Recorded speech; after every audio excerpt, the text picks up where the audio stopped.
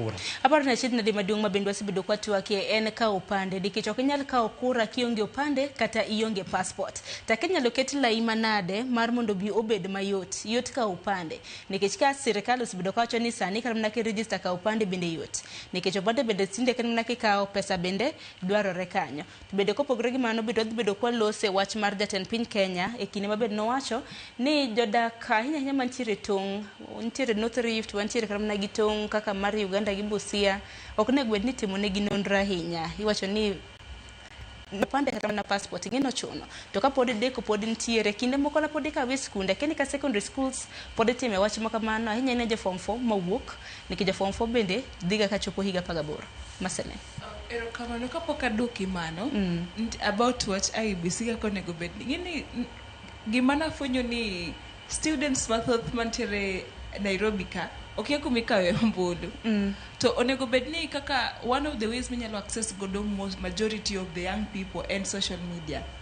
ineno ka nikechido kata maandamano cha onge ng'ama ok inyal gone wadu simu ne kinywa wuok enena social media inena na hashtag koro gima onego bedni jogi timo mokwongo gingi constituency states mantiere Nairobi jo IEBC onego bedni gikono ni e constituency makama kae kumikawe mbulu apiswane ka nikech idoga ka ng'ato idoga ka openjo wadgi to wadgi no bokia kumikawe dong koro ni anatagra nang'o to anonge ok adhi go kura alafu about what I did no ano ka makoro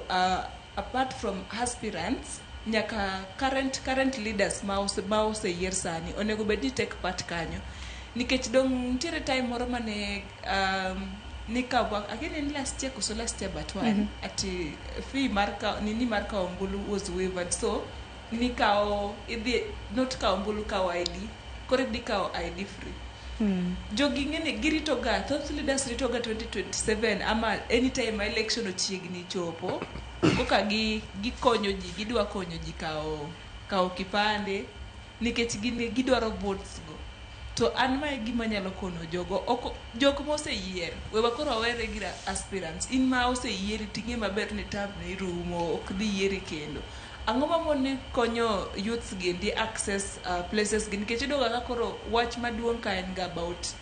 golo gimoro matin no thoth ji dala kucho chonge gi gimoro matin nikech kata an kaparo ni adwa dhi golo gimoro matin mondo adhi yier ng'at mok dhi konyo dong koro abeta iyudo ka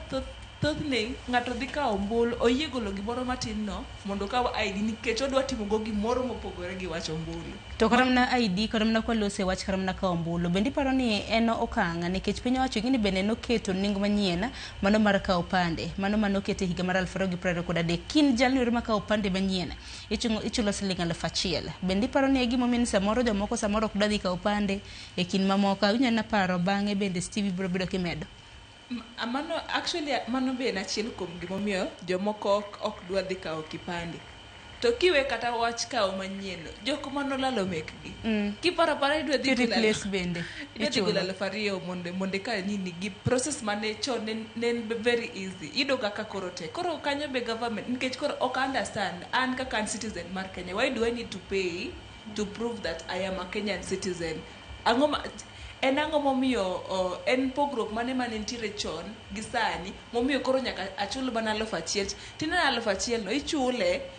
to podi gichak gidhi dwaro aparo ni replacing bende na 1,000 ok apake na 2,000